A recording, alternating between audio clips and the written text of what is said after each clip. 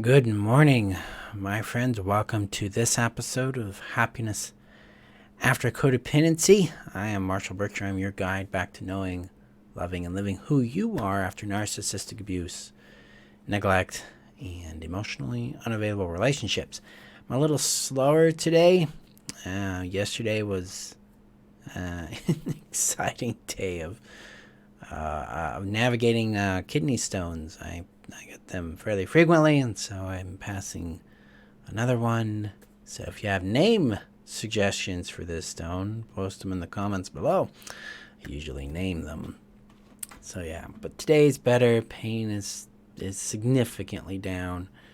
And yeah, let's get to it. So today's episode, we're going to be discussing it's going to be episode 1 of another series I'm doing called How to Nurture Yourself. And today we're going to talk about what nurture is, how it works, and how we got here. Why do we need to nurture ourselves, and what's been going on in the background there for us. So before we do that, I need to get this shared out to the community. The community is your safe haven where you can find additional tools, guidance, and support in your journey back to who you are, back to your well-being, back to your happiness after narcissistic abuse and codependency. Link is above on Facebook, below on YouTube. And if you're listening via podcast, you can go to my website, freetheself.com, and click in the menu above. Community will take you there. Or Google it, the Thriving Beyond Codependency Community. I'll take you right to it. So I'm going to get that shared out now. If you are watching via YouTube, guys, make sure to hit that subscribe button and the bell for updates. And then let me know your guys' thoughts on today's training as we go through it. So they've changed things here, so I'm just kind of looking at everything. Okay, so that's where the comments will come in. All right, cool. So, what is nurture? How does it work? Why does it matter? So in codependency, growing up neglected will lead to this problem. See, we have codependent habits because we have not been nurtured. So we all have intrinsic needs. I call them the 10 core needs, the needs of acceptance, being valued, attention, time, place, shelter, protection, rest, availability, things of that nature. These 10 core needs are fundamental. They're part of who we are. They are also the means to connection and to feeling like we belong, feeling like we are valued and loved by others. And it's also how we value and love others is through those 10 core needs as well. But if we are dealing with codependency, we are actually dealing with these needs. And we're using codependency as a way to get those needs met in some fashion. Usually it's with an exchange of some sort of toxic cost that comes to us for getting the need met in some fashion. Put that in real world terms. Hey, I would like some of your attention. We do something to get this person's attention. That person then gets very upset with us, very angry with us for wanting or needing attention, and they label our need as needy and wrong and bad and things like that. That's the toxic cost to attempting to get our need met. This does not mean the need is wrong, bad, harmful, or a burden. This means that this individual is a bad match, an unhealthy match for your needs and for your well-being. In codependency, we tolerate this cycle because we don't have access to anything else. We don't have an awareness of what else is available to us. We don't have experience with it. It's not a real thing to us. And so we tolerate what we can get. And that's called breadcrumbing, or what I call undue tolerance. We're tolerating whatever we can get because we think that that's all that we either deserve or that's available to us. These are the products of neglect. So what is neglect? Neglect is not being properly cared for. Were you properly cared for? Were you given love and kindness and attention just for existing? When there was a struggle, when there was a challenge in your world, were you sheltered? Were you understood? Were you empowered as you faced this challenge? When you were lonely, when you were scared, were you protected? Were you connected to? Were you comforted? Likely not. And it might happen sporadically. You might get this intermittently from the individual.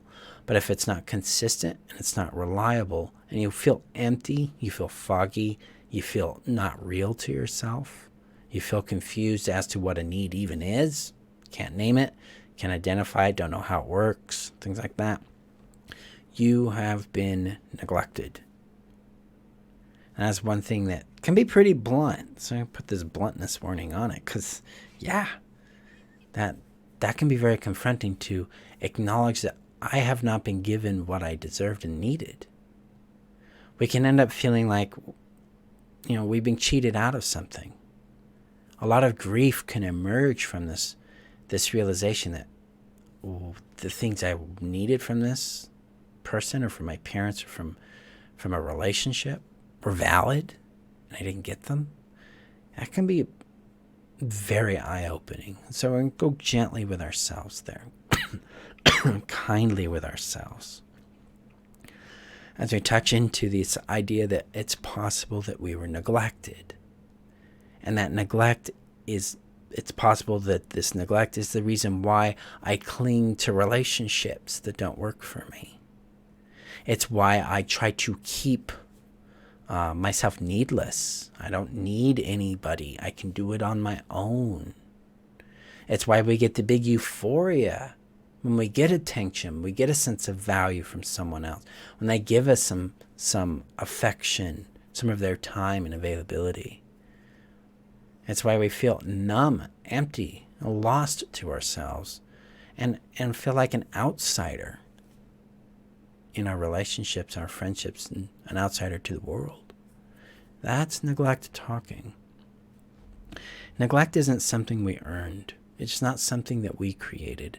It was something that was done to us. It is something that is a product of not being cared for, usually by caregivers.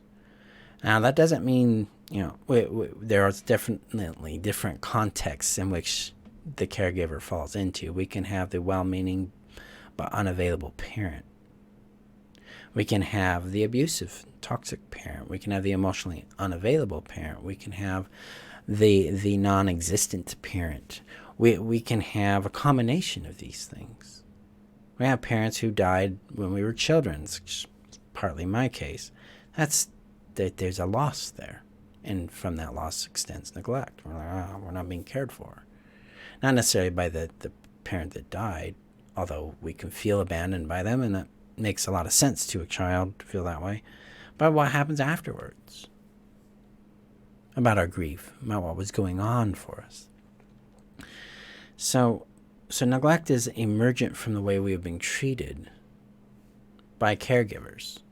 Caregivers have the responsibility to care for the children. That's their job. They're the adult. They're the parent.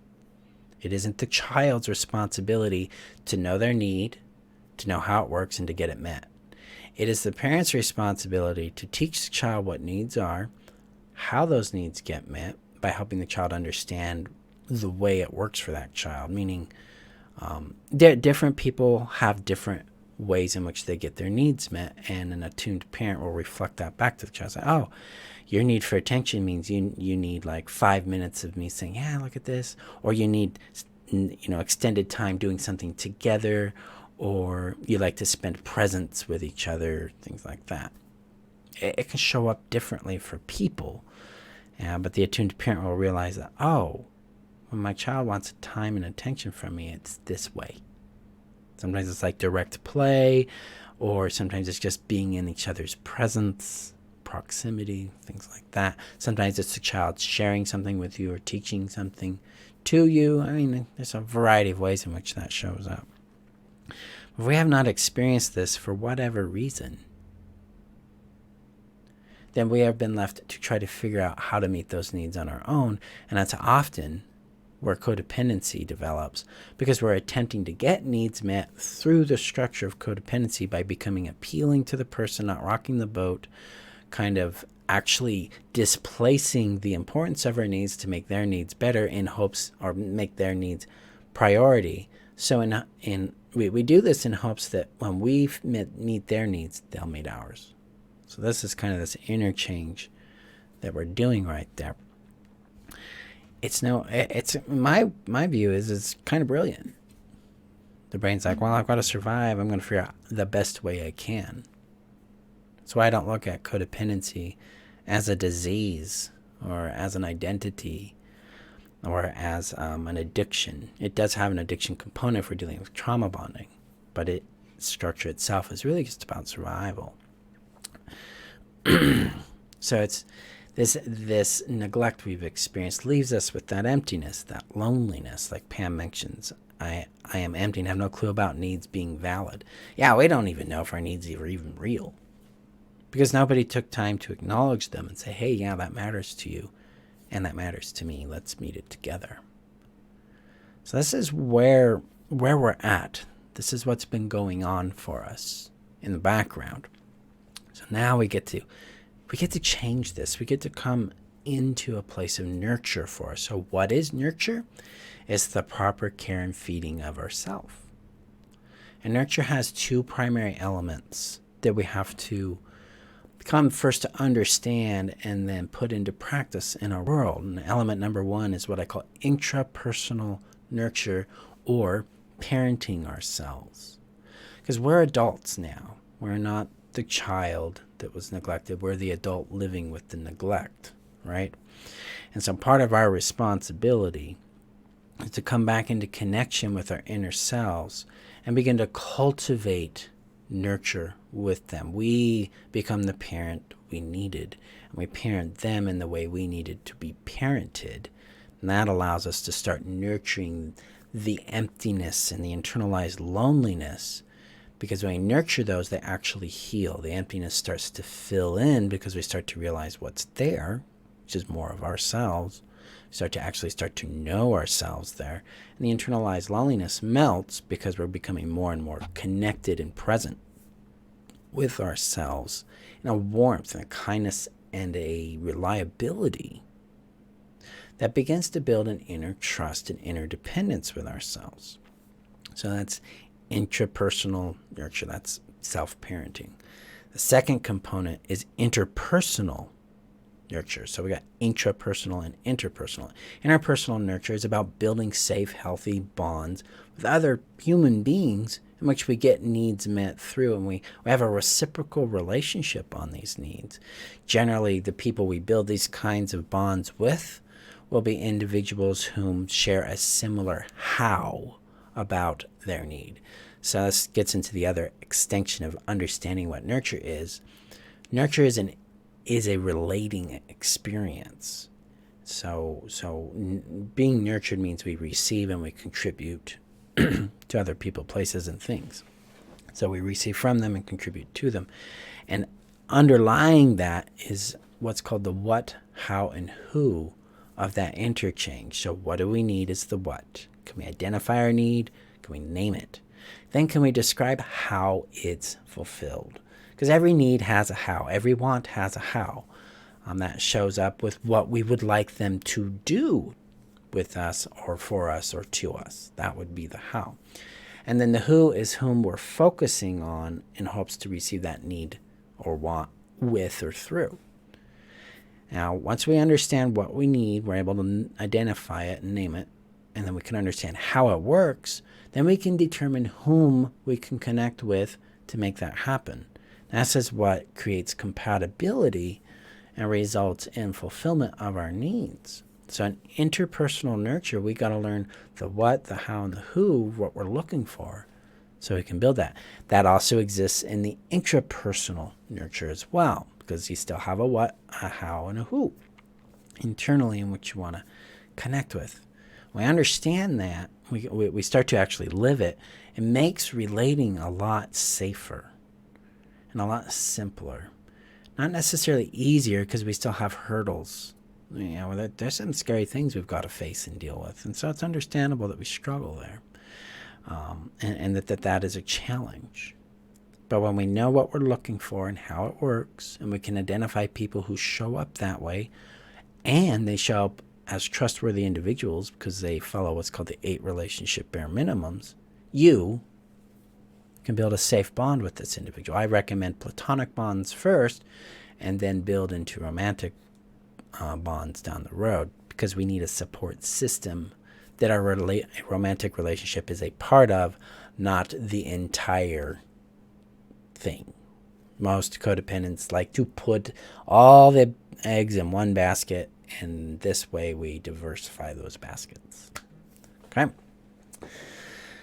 So that is what nurture is. This is how we start this process. And in this series, we're gonna be going deeper into the what, how, and who, deeper into intrapersonal or self-parenting, and the interpersonal nurture, and how to determine safe people, things like that, how to identify our needs, and how we make them real to ourselves so that we believe in their validity. Because when we believe in their validity, we're going to advocate for them. We're going to fulfill them. So that's what we're doing here. This is also I go deep in the nurture course that I am teaching here starting October 4th. Enrollment is open for that. So I recommend, if this resonates with you and you're looking for that deep dive into putting this into practice so you can feel more belonging, more warmth, and more fulfillment in your life, the Nurture course was created for you. The link is above on Facebook, below on YouTube, and in the description on the podcast. Nurture takes 8 weeks. I teach you how to identify and name your need, how to legitimize and make that need real to you, and how to fulfill it using the what, how, and who approach for interpersonal nurture, and the nurture process for creating resources internally that can guide and comfort you and self-soothe you and nurture you in your life. So that's what I'll be teaching you through those 3 steps there. If you are already a member of the Heal Yourself strategy, or you have the Everything Forever membership, you are already enrolled in this, so you don't need to be worried about that. You should be getting emails over the next couple weeks about that. But if you're a new student, click that link above on Facebook, below on YouTube, and join us learning how to nurture your needs so you get more fulfillment, more connection, and more warmth in your daily life. So thank you guys for showing up for today's episode. Tomorrow we're going to go deeper into nurture and into understanding, first of all, what it is and how we make it happen. So watch out for that episode. Thank you for being here. Go gently with yourself, and I'll see you guys later. Bye-bye.